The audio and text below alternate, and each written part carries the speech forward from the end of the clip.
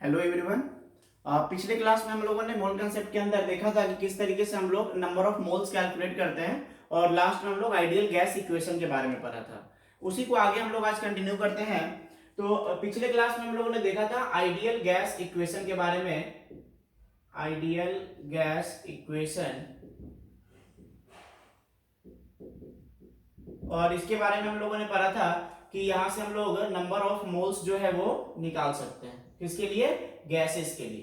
तो ideal gas equation था PV equals to NRT, जहां पे P जो होता है वो प्रेशर होता है, V वॉल्यूम होता है, N नंबर ऑफ मोल्स है, R जो है कांस्टेंट है और T जो है वो टेम्परेचर है, और R का वैल्यू भी बताए थे। और साथ में हम लोगों ने ये भी बात किया था कि हमारे पास STP कंडीशन क्या होता है, स्टैंडर्ड टेम्परेचर प्रेशर कंडीशन क्या होता है।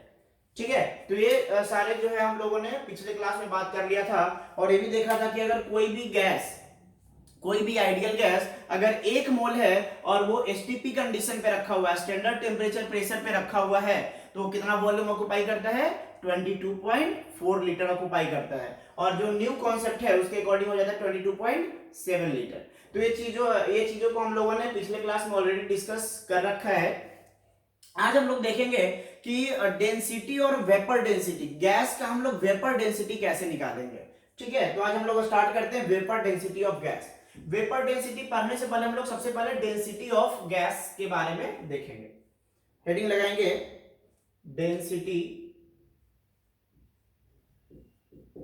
Density of gas. देखो, तो सिंपल फिजिक्स में हम लोगों ने पढ़ा है कि डेंसिटी क्या होता है। डेंसिटी जो होता है हमारे पास, that is mass upon volume. Density ये होता है ना, मास अपॉन वॉल्यूम, इसी को डेंसिटी बोलते हैं। तो अगर हम गैस के लिए इसी तरीके से मास और वॉल्यूम से डिवाइड कर दे तो हमें क्या मिल जाएगा? डेंसिटी मिल जाएगा। तो हम लोग इसको निकालेंगे आइडियल गैस के लिए। तो हम लोगों ने पढ़ा है कि from ideal gas equation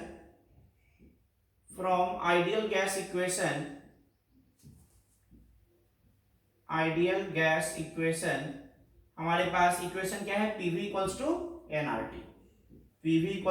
nRT। अब देखो n क्या है हमारे पास? n जो है वो है नंबर ऑफ मोल्स। तो नंबर ऑफ मोल्स का एक फॉर्मूला हम लोगों ने पढ़ रखा है कि given mass upon molecular mass. कि जो हमारे पास मास दिया हुआ है, अगर उसको मॉलिक्यूलर मास इन ग्राम से डिवाइड कर दे तो हमें क्या मिल जाएगा? नंबर ऑफ मोल्स मिल जाएगा। तो n के जगह पे हम लोग क्या लिख सकते हैं? Given mass upon molecular mass. तो हम लोग इसको ऐसे लिख दे रहे हैं कि PV इक्वल्स टू n के जगह पे लिख रहे हैं given mass upon molecular mass into R into T। यहां पे लिख दे रहे हैं कि W जो है वो हमारा है गिवन मास, और ये जो गिवन मास होगा वो किस यूनिट में होगा? ग्राम में होगा। और m जो है that is also molecular mass. m जो है वो क्या है हमारे पास? मॉलिक्यूलर मास है, that is gram molecular mass. Gram molecular मास में हम लोग क्या बोलते हैं? मोलर मास भी बोलते हैं। तो ये भी क्या लिखना पड़ेगा? ग्राम में लिखना पड़ेगा, that is gram molecular mass and given mass. तो ये हमारे पास होता है given mass upon gram molecular mass equals to number of moles. तो n को जो है हम लोग किससे रिप्लेस कर दिए हैं? W अपॉन m से रिप्लेस कर दिए। अब देखो ये हमारा गिवन मास है, given mass upon volume. Given mass upon volume कर देंगे तो क्या मिल जाएगा हमारे पास? डेंसिटी मिल जाएगा। तो यहां से अगर इसको हम रीअरेंज करें थोड़ा सा तो हम लोग लिख सकते हैं P equals to W upon V into RT upon M। इसी को रीअरेंज कर दिए, ठीक है। और ये जो आ गया है मास अपॉन वॉल्यूम, ये हमारे पास क्या मिल जाएगा? ये हमारा क्या टर्म हो गया? ये तो डेंसिटी है, ये हमारा क्या है? डेंसिटी। तो हम लोग यहां पे लिख सकते हैं कि प्रेशर इक्वल्स टू डेंसिटी, रो से इंडिकेट करते हैं, density into RT upon M। तो बताओ यहां से हमारे पास डेंसिटी का फॉर्मूला क्या बन गया? हम लोग लिख सकते हैं कि density equals to PM upon RT। तो density of gas equals to pressure into molecular mass upon gas constant into temperature. अब देखो यहां पे अगर मान लो कि सारा पैरामीटर को हम कांस्टेंट रखते हैं, सपोज कि प्रेशर, मॉलिक्यूलर मास और गैस कांस्टेंट तो कांस्टेंट है ही। अगर हम टेम्परेचर को बढ़ाते हैं, सपोज कि बाकी सारा पैरामीटर कांस्टेंट है, P, M, R ये तीनों कांस्टेंट है, T को अगर हम चेंज करते हैं तो टी को बढ़ाएंगे तो डेंसिटी क्या होगा, डिक्रीज करेगा।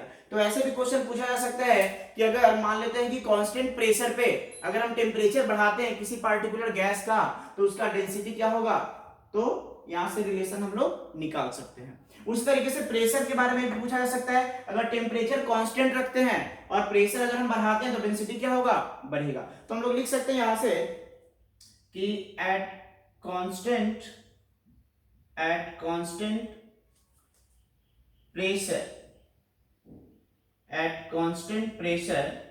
कांस्टेंट प्रेशर पे फिक्स्ड मोल्स ऑफ गैस, मतलब कि जो गैस है वो फिक्स है, मतलब गैस का वो चेंज नहीं कर रहा है। जैसे मान लो कि हाइड्रोजन गैस है तो हाइड्रोजन गैस ही है, नाइट्रोजन है तो नाइट्रोजन ही है। तो for at constant temperature for fixed gas, ठीक है ना, at constant temperature for fixed gas, for a fixed gas, if we increase temperature, if temperature is increased, ये सिंबल जो है वो इंक्रीज का सिंबल है ना, ऊपर जा रहा मतलब इंक्रीज कर रहा है। अगर हम टेम्परेचर इंक्रीज करते हैं तो क्या होगा, अगर टेम्परेचर इंक्रीज करोगे तो डेंसिटी क्या हो जाएगा, डिक्रीज हो जाएगा, then density of gas decreases. समझ में आ रही बात। तो ये हमारा पॉइंट हो गया क्या, कि अगर प्रेशर कांस्टेंट रखिए, ये चीज इंपॉर्टेंट है, प्रेशर क्या होना चाहिए, कांस्टेंट होना चाहिए। अगर दोनों को फिर वैरी कराओगे तो फिर आप इस तरीके से आसानी से इंटरप्रेट नहीं कर पाओगे, ठीक है ना। दूसरा है क्या कि अगर मान लो हम क्या कर दे, अगर हम टेम्परेचर कांस्टेंट रख दे, एट कांस्टेंट टेम्परेचर, अगर हम टेम्परेचर कांस्टेंट रख दे for fixed gas, for a fixed gas, then क्या होगा, अगर हम मान लो कि प्रेशर को बढ़ाते हैं तो डेंसिटी भी क्या होगा, बढ़ेगा। क्योंकि जैसे ही अगर टेम्परेचर हमारा कांस्टेंट है, जैसे ही हम प्रेशर को बढ़ाएंगे तो डेंसिटी भी क्या होगा, बढ़ेगा। तो दैट इज हम लोग लिख सकते हैं कि if pressure is increased then density of gas also increases, ठीक है। तो दो पॉइंट हम लोगों ने यहां पे देखा कि एक कांस्टेंट टेम्परेचर पे और एक कांस्टेंट प्रेशर पे। कांस्टेंट प्रेशर पे अगर हम टेम्परेचर को बढ़ाएंगे तो डेंसिटी घटेगा, और अगर कांस्टेंट प्रेशर पे, यहां पे देखो ये है हमारे पास कांस्टेंट टेम्परेचर, तो टेम्परेचर को कांस्टेंट रख दिए, प्रेशर बढ़ाएं तो डेंसिटी बढ़ा। ये हमारे पास कांस्टेंट प्रेशर को कांस्टेंट कर दिया, टेम्परेचर बढ़ाएंगे तो डेंसिटी घटेगा। क्लियर है। तो ये हमारा हो गया डेंसिटी ऑफ गैस। तो आप ये फॉर्मूला याद रखेंगे कि density of gas equals to PM upon RT, ये इंपॉर्टेंट है, इसको ध्यान रखेंगे, ठीक है ना। This is density of gas का हमारा फॉर्मूला हो गया। एम क्या है यहाँ पे, M is the molecular mass in gram और मोलर मास। रो ये पी क्या है, P is the pressure, R क्या है कांस्टेंट और टी है टेम्परेचर। आर का वैल्यू याद है, आर का value that depends on the unit कि आप कौन से यूनिट में लेते हो। आप देखो जब भी आपको यूनिट का कंफ्यूजन आएगा, हो सकता है कभी कभी वॉल्यूम जो दिया हो रहता है वो लीटर में दिया रहता है, और कभी कभी वॉल्यूम जो होता है वो मीटर क्यूब में दिया होता है। तो आपको देखना है कि यूनिट प्रेशर और वॉल्यूम का कौन सा दिया हुआ है, उसके अकॉर्डिंग जो है आर का वैल्यू आपको यूज करना है। आर का वैल्यू पिछले क्लास में ऑलरेडी बता चुके हैं कैसे यूज करते हैं, ठीक है। तो ये था डेंसिटी ऑफ गैस। नेक्स्ट हम लोग बात करेंगे वेपर डेंसिटी ऑफ गैस का।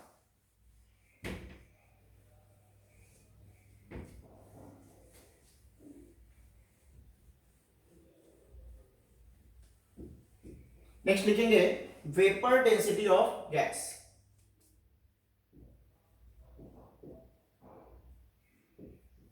Vapour density of gas, gas के लिए लिख सकते हैं, या फिर जो वोलेटाइल सॉलिड होगा उसके लिए भी हम लोग वेपर डेंसिटी निकाल सकते हैं, क्योंकि वोलेटाइल सॉलिड है तो क्या हो जाएगा, गैस में आसानी से कन्वर्ट हो जाएगा। मतलब हम लोग गैस जो गैसियस फेज में जा सकता है उसी के लिए वेपर डेंसिटी निकाल सकते हैं। ऐसा नहीं कि कोई भी सॉलिड है वो गैस में जा ही नहीं सकता है तो उसका वेपर ही नहीं बनेगा, तो वेपर डेंसिटी क्या है, ठीक है। तो वेपर डेंसिटी ऑफ गैस हम लोग पढ़ने जा रहे हैं। देखो अभी हम लोगों ने डिराइव किया था कि density of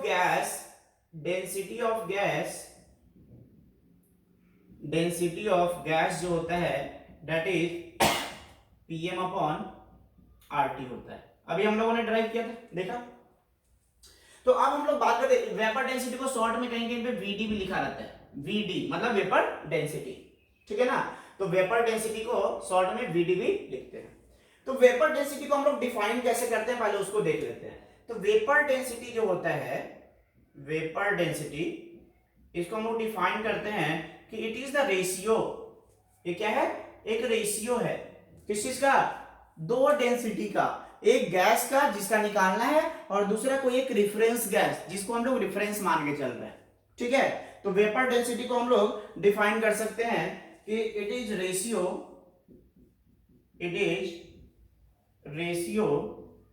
of density,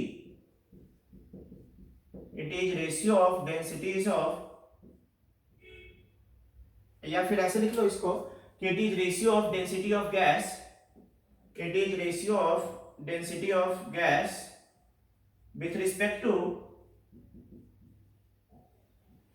with respect to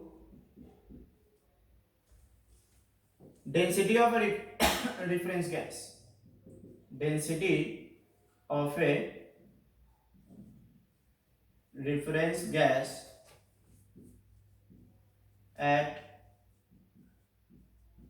same temperature and pressure, at same temperature and pressure,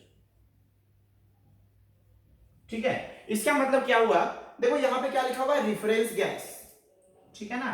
reference gas अगर कुछ भी मेंशन नहीं हो, ध्यान से सुनना, रेफरेंस गैस अगर कुछ भी मेंशन नहीं हो तो बाय डिफॉल्ट हमें रेफरेंस गैस कौन सा लेना है, हाइड्रोजन गैस हम लोग रेफरेंस गैस लेते हैं। तो रेफरेंस गैस अगर मेंशन है तब तो ठीक है, अगर ऑक्सीजन मेंशन है, नाइट्रोजन मेंशन है तब तो ठीक है। अगर कोई भी गैस मेंशन नहीं है तो बाय डिफॉल्ट कौन सा गैस लेना है, बाय डिफॉल्ट ये जो होता है ये नाइट्रोजन गैस होता है, sorry hydrogen gas, H2 gas, ठीक है।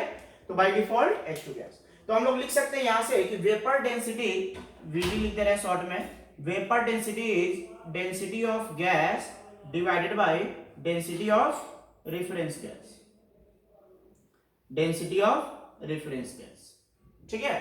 तो ये हमारा हो गया वेपर डेंसिटी का फॉर्मूला।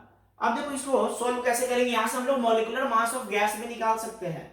कैसे निकालेंगे, देखो डेंसिटी ऑफ गैस और डेंसिटी ऑफ रेफरेंस गैस, कुछ भी रेफरेंस गैस नहीं दिया हुआ है तो बाय डिफॉल्ट कौन सा लेना है, हाइड्रोजन गैस लेना है। तो इसको हम लोग लिख सकते हैं कि vapour density equals to density of gas upon density of hydrogen gas, क्योंकि कोई भी रेफरेंस गैस नहीं मेंशन किया हो तो बाय डिफॉल्ट हम लोग कौन सा ले लेंगे, हाइड्रोजन गैस ले लेंगे। तो ये हमारे पास फॉर्मूला बन गया कि vapour density equals to density of gas upon density of hydrogen gas. अब देखो अभी हम लोगों ने डेंसिटी ऑफ गैस निकालने का फॉर्मूला बना था, डेंसिटी ऑफ गैस निकालने का फॉर्मूला क्या था, Pm अपॉन RT। तो यहाँ पे दोनों के लिए हम लोग वो फॉर्मूला अप्लाई कर देंगे। तो देखो अगर अप्लाई करते हैं तो हमारे पास क्या हो जाएगा, हम लोग लिख सकते हैं कि vapour density equals to density of gas upon density of hydrogen gas that is equal to, density of gas का फॉर्मूला क्या होगा, Pm upon RT, that is P molecular mass of gas upon RT divided by H2 का क्या हो जाएगा, P molecular mass of H2 upon RT, यही हो जाएगा। अब देखो इसमें लिखा हुआ था वेपर डेंसिटी जब हम लोगों ने डिफाइन किया था कि ratio at constant temperature and pressure, मतलब दोनों का टेम्परेचर और प्रेशर क्या होना चाहिए, सेम होना चाहिए। तो क्या यहां से प्रेशर और प्रेशर वाला टर्म कैंसिल हो जाएगा, क्या यहां से T और T कैंसिल हो जाएगा, और गैस कांस्टेंट दोनों के लिए सेम ही होगा, तो क्या यहां से R और R भी कैंसिल हो जाएगा। तो हम लोग के पास क्या आ गया, हमारे पास आ गया कि vapour density equals to molecular mass of gas divided by molecular mass of H2। और अब बताओ मॉलिक्यूलर मास ऑफ H2 का मॉलिक्यूलर मास कितना होता है, 2 होता है ना। तो यहां से हम लोग लिख सकते हैं कि vapour density equals to molecular mass of gas upon 2। तो क्या यहां से हम मॉलिक्यूलर मास निकाल सकते हैं, बिल्कुल निकाल सकते हैं। क्या कर देंगे, 2 इंटू वेपर डेंसिटी। तो हम लोग यहां से लिख सकते हैं कि molecular mass equals to 2 into vapour density, 2 into vapour density. समझ में आ गई बात। अब देखो यहाँ पे हम लोगों ने रेफरेंस गैस कौन सा लिया था, हाइड्रोजन लिया था। सपोज रेफरेंस गैस हाइड्रोजन ना होकर के ऑक्सीजन होता, सपोज कि रेफरेंस गैस ऑक्सीजन होता तो क्या चेंज होता है इसमें, बस यहाँ पे जो मॉलिक्यूलर मास ऑफ H2 लिखे हैं उसके जगह पे क्या लिखा होता, मॉलिक्यूलर मास ऑफ O2, और मॉलिक्यूलर मास ऑफ O2 का वैल्यू कितना होता है 32, तो यहाँ पे कितना हो जाता 32, मतलब मॉलिक्यूलर मास क्या हो जाता 32 into vapour density with respect to oxygen. यहाँ पे कुछ नहीं लिखा हुआ है, केवल वेपर डेंसिटी लिखा हुआ है, विथ रिस्पेक्ट टू कुछ नहीं लिखा हुआ है, मतलब क्या समझना है कि विथ रिस्पेक्ट टू हाइड्रोजन है, इसलिए यहाँ पे क्या आया है 2 वाला फैक्टर आया है। क्लियर है। अगर यहाँ पे गैस हम चेंज कर देंगे तो ये वाला आगे वाला जो फैक्टर है 2 वो चेंज होता रहेगा। ऑक्सीजन के रिस्पेक्ट में कितना हो जाएगा 32, नाइट्रोजन रहेगा तो 28, ठीक है ना, दैट डिपेंड ऑन कि कौन सा गैस है उसके रिस्पेक्ट में ये चेंज होता रहेगा। तो इस तरीके से इसको आप ध्यान रखेंगे कि molecular mass equals to 2 into vapour density. अगर वेपर डेंसिटी दिया हुआ है आपसे मॉलिक्यूलर मास पूछा जाए तो आप डायरेक्ट क्या करोगे, उसमें 2 से मल्टीप्लाई कर दोगे, you will get the molecular mass. तो यहां से मॉलिक्यूलर मास निकालने का ये भी एक तरीका है। इसके अलावा एक और तरीका है मॉलिक्यूलर मास निकालने का, जिसको हम लोग बोलते हैं इंपेरिकल रिलेशनशिप। ड्यूलॉन्ग पेटिट्स लॉ के बारे में पढ़ते हैं थोड़ा सा, तो लिखेंगे ड्यूलॉन्ग petit law, पेटिट्स law. ड्यूलॉन्ग Petit's law क्या है, ये भी एक तरीका है क्या निकालने का, मॉलिक्यूलर मास निकालने का, ठीक है ना। तो एक इंपेरिकल रिलेशनशिप है कि एक्सपेरिमेंट के थ्रू देखा गया कि जितने भी सॉलिड्स होते हैं, जितने भी सॉलिड्स है उसका अगर स्पेसिफिक हीट कैपेसिटी और मोलर मास को मल्टीप्लाई किया गया तो हमेशा एक कांस्टेंट वैल्यू आ रहा था, ऑलमोस्ट कांस्टेंट वैल्यू आ रहा था, ठीक है ना। उसी को हम लोग बोलते हैं ड्यूलॉन्ग पेटिट्स लॉ। तो लिख सकते हैं इसके बारे में, लिखेंगे molar heat capacities, molar heat capacities, molar heat capacity of a solid is constant, मतलब क्या हुआ इसका मतलब, इसका मतलब ये है कि दैट इज, इसको हम लोग ऐसे लिख सकते हैं कि molar mass into a specific heat equals to constant, और ये कांस्टेंट वैल्यू कितना आता है, ये कांस्टेंट वैल्यू आता है 3R के बराबर। दैट इज हम लोग इसको ऐसे लिख सकते हैं, ये जो कांस्टेंट वैल्यू है वो कितना आएगा 3 into R। R क्या है, गैस कांस्टेंट। मतलब हम लोग लिख सकते हैं यहाँ से कि अगर किसी का मोलर मास या मॉलिक्यूलर मास निकालना हो तो हम लोग क्या करेंगे, स्पेसिफिक, अगर इसको करना है तो क्या करना पड़ेगा, 3R से स्पेसिफिक हीट को डिवाइड कर देना पड़ेगा। दैट मींस हम लोग लिख सकते हैं, मान लेते हैं कि मोलर मास m है और स्पेसिफिक हीट कैपेसिटी इसको बोलते हैं स्पेसिफिक हीट कैपेसिटी। तो molar mass into specific heat capacity constant होता है, और वो कांस्टेंट किसके बराबर होता है, वो कांस्टेंट 3R के बराबर होता है, और R हमारा क्या है, गैस कांस्टेंट। तो हम लोग लिख सकते हैं कि molar mass into specific heat को हम लोग S से इंडिकेट कर रहे हैं, that is equals to 3R, ठीक है। यही है Dulong Petit's law. This is empirical relation, ऐसा कुछ डेरिवेशन नहीं है इसका, this is just experimental observation. Experiment किया गया तो ऐसा सारे सॉलिड्स में मिला, तो उन्होंने एक इसको इंपेरिकल रिलेशन दे दिया कि molecular mass into specific heat जो होगा सॉलिड्स के लिए वो कितना होगा, 3R के बराबर होगा। यहाँ पे m जो है that is the molar mass, और मॉलिक्यूलर मास इन ग्राम बोल सकते हो, मोलर मास, और molecular mass in gram is molar mass. S is the specific heat capacity, specific heat capacity का यूनिट क्या होता है, स्पेसिफिक हीट कैपेसिटी का यूनिट है जूल पर केजी पर डिग्री सेल्सियस और केल्विन, ठीक है। और R जो है हमारा that is universal gas constant. तो कभी कभी इस पे भी क्वेश्चन आपसे पूछा जा सकता है, आपको हो सकता है कि स्पेसिफिक हीट कैपेसिटी दे दे कि एक सॉलिड है उसका स्पेसिफिक हीट कैपेसिटी दिया हुआ है, और आपसे पूछेगा कि आप इसका मॉलिक्यूलर मास निकालिए, उस मॉलिक्यूल का मॉलिक्यूलर मास निकालिए, तो क्या करना है, आपको ये रिलेशन यूज कर लेना है। R का वैल्यू आपको पता है कितना हो जाएगा, R का वैल्यू यहाँ पे 8.314। तो 8.314 से इसको मल्टीप्लाई करोगे तो ऑलमोस्ट कितना आएगा, इसका जो वैल्यू है ऑलमोस्ट 25 आएगा। 8.314 को 3 से मल्टीप्लाई करके देखो 25 के अराउंड आता है। तो molecular mass into a specific heat equals to 25। You can use simply this relation, molecular mass into a specific heat equals to 25। तो यहां से क्या करोगे, मॉलिक्यूलर मास निकालने के लिए 25 डिवाइडेड बाय स्पेसिफिक हीट, तो यहां से हमारा क्या निकल जाएगा, मॉलिक्यूलर मास। ध्यान रखना है कि स्पेसिफिक हीट का यूनिट जो है वो जूल पर केजी पर डिग्री सेल्सियस में दिखना चाहिए। अगर ये कैलोरी में होगा तो फिर उसके अकॉर्डिंग आपको चेंज करना पड़ेगा। समझ में आ रही बात ना? तो यूनिट का ध्यान रखेंगे कन्वर्ट करते समय। तो ये हमारे पास कि किस तरीके से हम लोग मॉलिक्यूलर मास निकाल सकते हैं। अच्छा एक चीज और यहाँ पे, ये जो है ड्यूलॉन्ग पेटिट्स लॉ, ये केवल सॉलिड्स के लिए एप्लीकेबल है। ये जो रिलेशन अभी हम बोले ना, क्या बोले कि molecular mass into a specific heat capacity, a specific heat equals to 3R। 3R को हम लोग लिख सकते हैं अप्रोक्सीमेटली 25।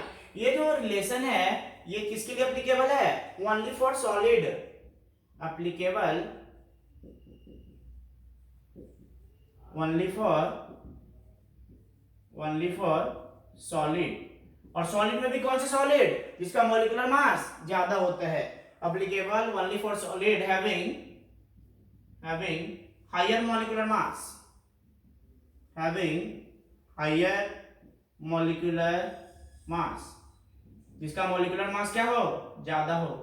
मतलब कार्बन का मॉलिक्यूलर मास क्या, सॉलिड होता है, मॉलिक्यूलर मास कम है। सिलिकॉन मॉलिक्यूलर मास कम है। बेरिलियम मॉलिक्यूलर मास कम है। तो ये सब के लिए एप्लीकेबल नहीं होगा, तो इसको हम लोग लिख दे रहे हैं यहाँ पे, not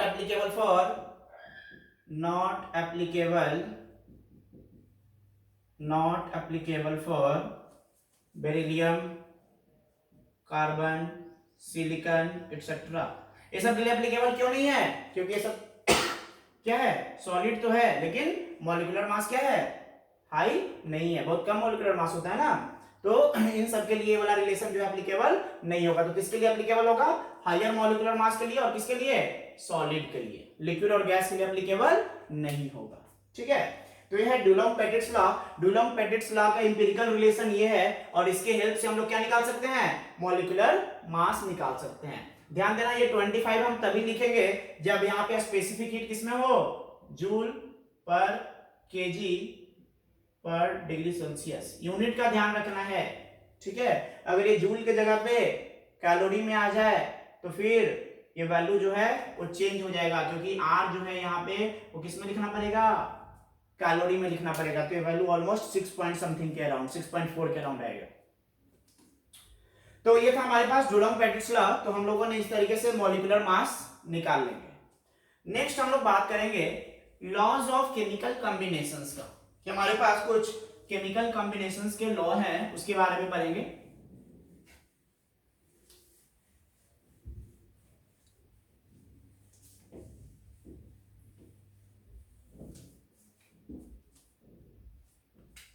laws of chemical combination.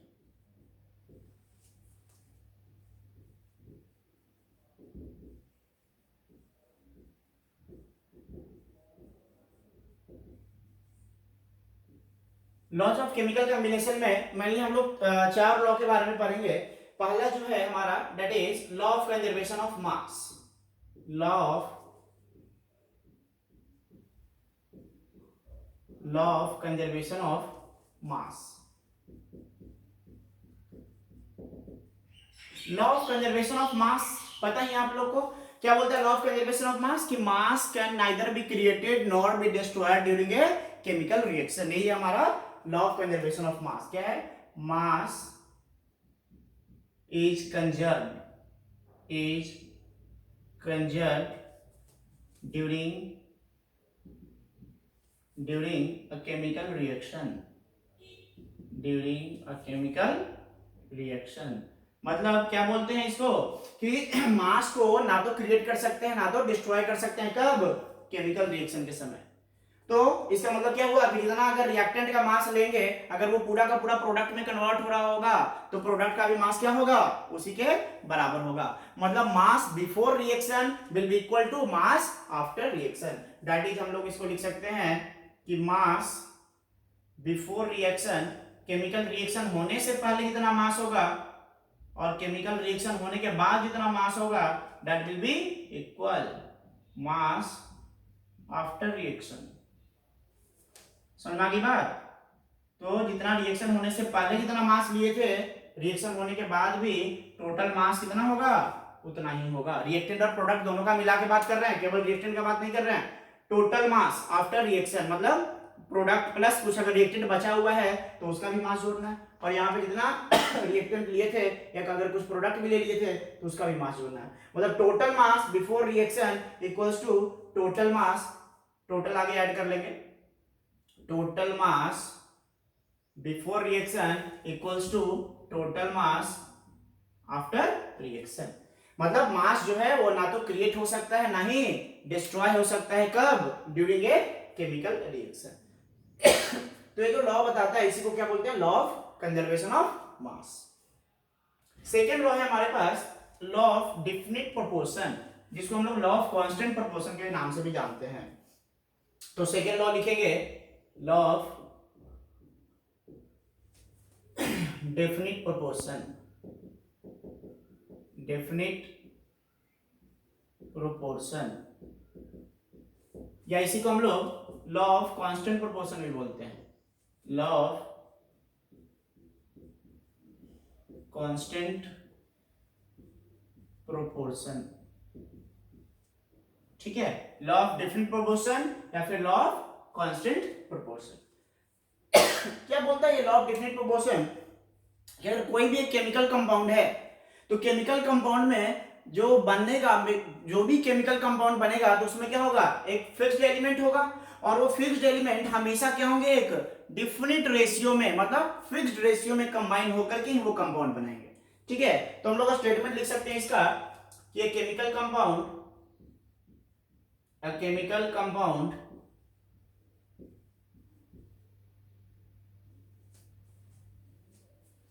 composed of elements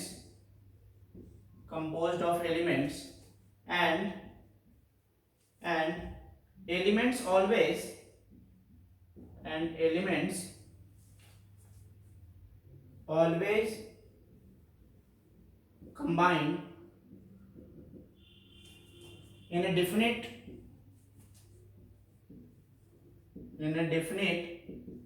ratio या प्रोपोर्शन, डिफरेंट रेशियो और प्रोपोर्शन। ठीक है, अगर दो एलिमेंट है तो रेशियो यूज करेंगे, दो से ज्यादा एलिमेंट है तो प्रोपोर्शन यूज करेंगे। मतलब क्या हुआ कि अगर कोई भी केमिकल कंपाउंड है तो किसी पार्टिकुलर एलिमेंट से मिलकर बना होगा, तो उस कंपाउंड के अंदर हमेशा जो होगा उस एलिमेंट्स का डिफिनिट प्रोपोर्शन होगा या definite ratio, better to write definite proportion by mass का एक डिफिनिट प्रोपोर्शन होगा। A chemical compound composed of elements and elements always combined in a definite proportion by mass। जैसे कि एग्जांपल लेते हैं, जैसे मान लो कि H2O, तो H2O में अगर हम प्रोपोर्शन देखें हाइड्रोजन और ऑक्सीजन का, that is the mass ratio देखें, तो H2O यहाँ पे mass ratio of hydrogen is to oxygen की अगर हम बात करते हैं तो हाइड्रोजन का मास कितना है 2, तो ऑक्सीजन का कितना हो जाएगा 16, दैट इज मास रेशियो हम लोग बोल सकते हैं कितना है 1:8। मतलब जब भी हाइड्रोजन और ऑक्सीजन 1:8 रेशियो में कंबाइन करेगा तो वाटर बनेगा। मतलब वाटर जब भी बनेगा तो हाइड्रोजन और ऑक्सीजन का मास रेशियो कितना होगा 1:8 होगा। अब वो वाटर जो केमिकल कंपाउंड हो गया हमारे पास क्या हो गया, वाटर हो गया। सपोज इस एग्जांपल के लिए बात कर रहे हैं तो हमारे पास केमिकल कंपाउंड क्या हुआ, वाटर हो गया, कंपोज्ड ऑफ एलिमेंट्स कौन सा हो गया, हाइड्रोजन और oxygen, and always combine in a definite proportion by मास। तो प्रोपोर्शन बाय मास कितना हो गया 1:8 हो गया। मतलब अगर H2O है, पानी है, तो पानी आप कहीं से भी ले लो, चाहे वो रेन वाटर हो, चाहे वो टैप वाटर हो, चाहे वो लेक वाटर हो, चाहे वो रिवर वाटर हो, कोई भी सोर्स हो, अगर कोई भी किसी भी सोर्स से अगर हम H2O लेते हैं तो H2O में हाइड्रोजन और ऑक्सीजन का मास रेशियो कितना होना चाहिए? 1:8 ही होगा। यही हमारा law of definite proportion. Law of definite proportion क्या बोलता है कि अगर कोई एक कंपाउंड है तो उसमें जो एलिमेंट्स का जो कंपोजिशन होगा उसका जो डेफिनिट प्रोपोर्शन बाय मास होगा हमेशा। क्लियर है? तो H2O irrespective of the source कि कौन सा सोर्स से H2O बना है, हमेशा H2O में हाइड्रोजन और ऑक्सीजन का मास रेशियो क्या होगा? फिक्स्ड होगा। दैट इज कितना? 1:8।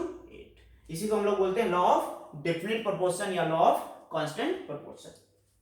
नेक्स्ट जो हमारा है third one is law of multiple proportion.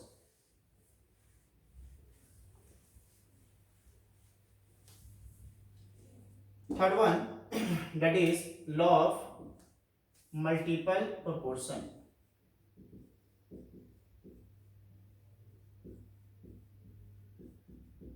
Law of multiple proportion क्या बोलता है कि अगर मान लेते हैं कि जब दो एलिमेंट आपस में कंबाइन कर रहे हैं और एक से ज्यादा तरीके के कंपाउंड बना रहे हैं, तो उस केस में क्या होगा कि अगर एक एलिमेंट का मास अगर हम फिक्स कर दे तो दूसरे एलिमेंट जो मास कंबाइन कर रहे हैं वो आपस में क्या होंगे? सिंपल मल्टीपल में होंगे। समझ में आ रही बात? तो हम लोग लिख सकते हैं if two elements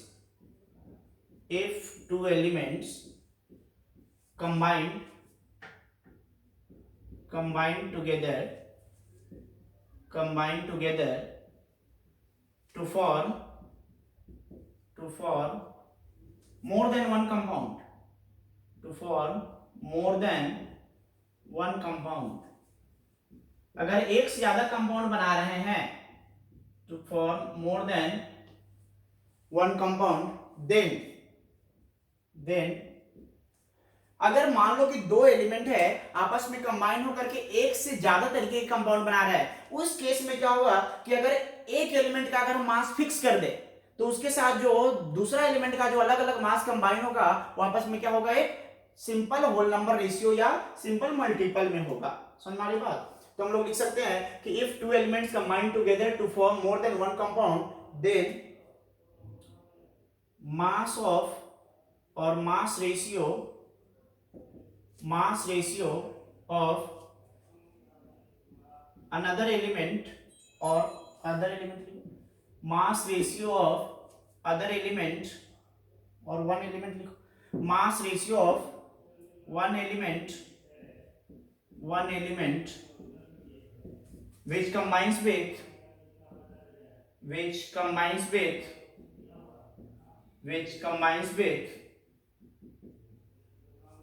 fixed mass of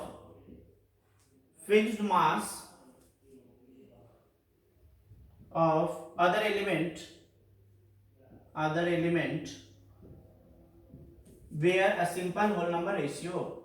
where a simple whole number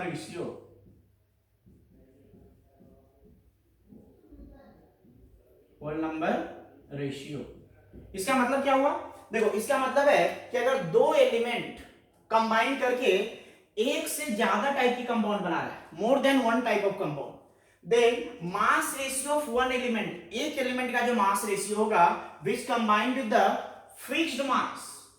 fixed mass of other element, वो आपस में क्या होगा? सिंपल होल नंबर रेशियो का उसका रिलेशन होगा। जैसे कि एग्जांपल लेते हैं, हम लोग बात करते हैं कि कार्बन और ऑक्सीजन जब कंबाइन करते हैं तो ये CO भी बना सकता है और CO2 भी बना सकता है।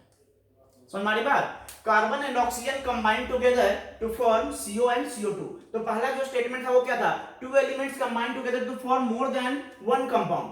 तो एक कंपाउंड से ज्यादा बन रहा है, CO भी बना सकता है, CO2 भी बना सकता है। पहला स्टेटमेंट समझ में आया? दूसरा इसी में लिखा हुआ है कि मास ratio of one element which combined with the fixed mass of other element. अब देखो यहाँ पे देखो, अगर हम बात करते हैं कि इसका मास हम फिक्स कर दें, कार्बन अगर 12 ग्राम लेते हैं तो ऑक्सीजन, इसमें कार्बन अगर 12 ग्राम लेते हैं तो ऑक्सीजन का मास कितना हो जाएगा? 16 ग्राम।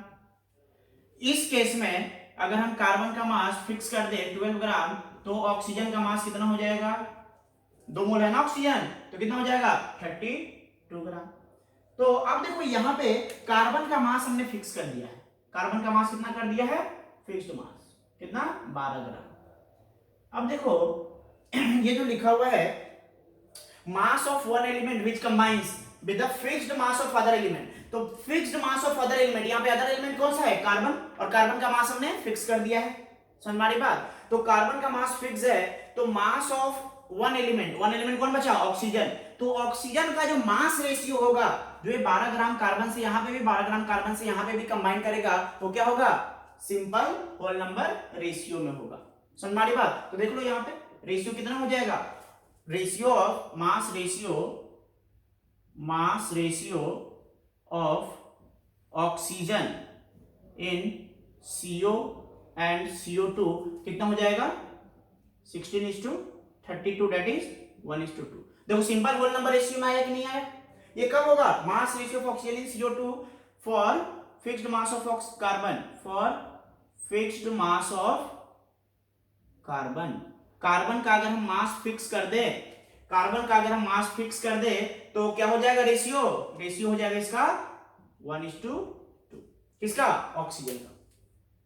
तो यही है लॉ ऑफ मल्टीपल प्रोपोर्शन, कि अगर मान लो कि कोई दो एलिमेंट, जैसे यहाँ पे कार्बन और ऑक्सीजन, दो एलिमेंट मिलकर के एक से ज्यादा टाइप के कंपाउंड बना रहे थे, तो उस केस में अगर एक का मास हम फिक्स कर दे, जो कि हमने यहाँ पे कार्बन का मास फिक्स कर दिया 12 ग्राम, अगर एक का मास फिक्स कर दे, तो जो दूसरा एलिमेंट का जो मास होगा, जो दूसरा एलिमेंट का मास इसके फिक्स्ड मास से जो कंबाइन करेगा, वो क्या होगा? आपस में एक सिंपल होल नंबर रेशियो का रिलेशन होगा। क्लियर है? तो ये हमारा law of multiple proportion. Next है fourth one, law of reciprocal proportion.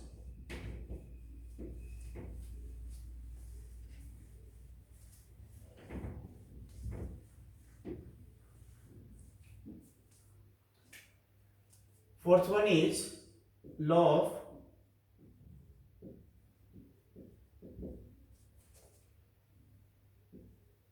reciprocal proportion।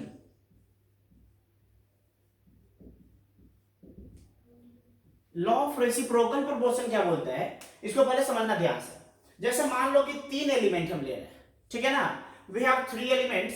Suppose कि हमने एक ले लिया कार्बन, एक ले लिया हाइड्रोजन, और एक ले लिया ऑक्सीजन। ठीक है, 3 एलिमेंट लिया है, हाइड्रोजन, कार्बन और ऑक्सीजन। ध्यान से समझना इसको। अब देखो जब कार्बन और हाइड्रोजन आपस में कंबाइन करेंगे तो क्या बनाएगा?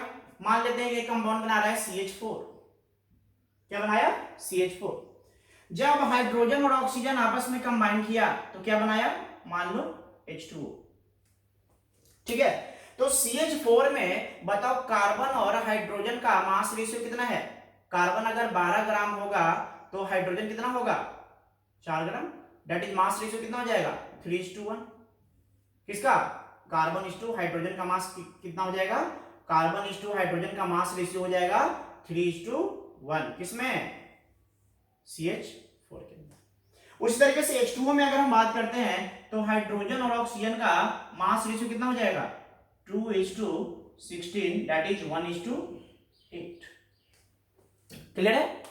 अब देखो लॉ ऑफ रेसिप्रोकल प्रोपोर्शन बोलता क्या है? लॉ ऑफ रेसिप्रोकल प्रोपोर्शन ये बोलता है कि अगर कोई दो एलिमेंट किसी तीसरे एलिमेंट से साथ कंबाइन करता है, तो यहाँ पे कार्बन और ऑक्सीजन दोनों जो है हाइड्रोजन के साथ कंबाइन कर रहे हैं, तो बोलता क्या कि अगर हाइड्रोजन का मास अगर हम फिक्स कर दे, तो ये जिस रेशियो में कंबाइन कर रहा था आपस में, मतलब किसके साथ? हाइड्रोजन के साथ, ये भी हाइड्रोजन के साथ। तो जब ये दोनों अगर आपस में कंबाइन करेंगे, तो या तो उसी रेशियो में होंगे या उसका कोई सिंपल मल्टीपल में होगा। समझ में आ रही बात? देखो जैसे यहाँ पे कार्बन और हाइड्रोजन कंबाइन किया तो रेशियो कितना है? 3:1। यहाँ पे हाइड्रोजन और ऑक्सीजन कंबाइन किया रेशियो कितना है? 1:8। मतलब अगर हम यहाँ पे मास फिक्स कर दे, फिक्स्ड मास, हाइड्रोजन का मास क्या कर दे रहा है? फिक्स्ड। कितना कर दे? देखो यहाँ पे भी 3:1 है, यहाँ पे भी 1:8 है। फिक्स्ड मास हम कर देते हैं 1 ग्राम।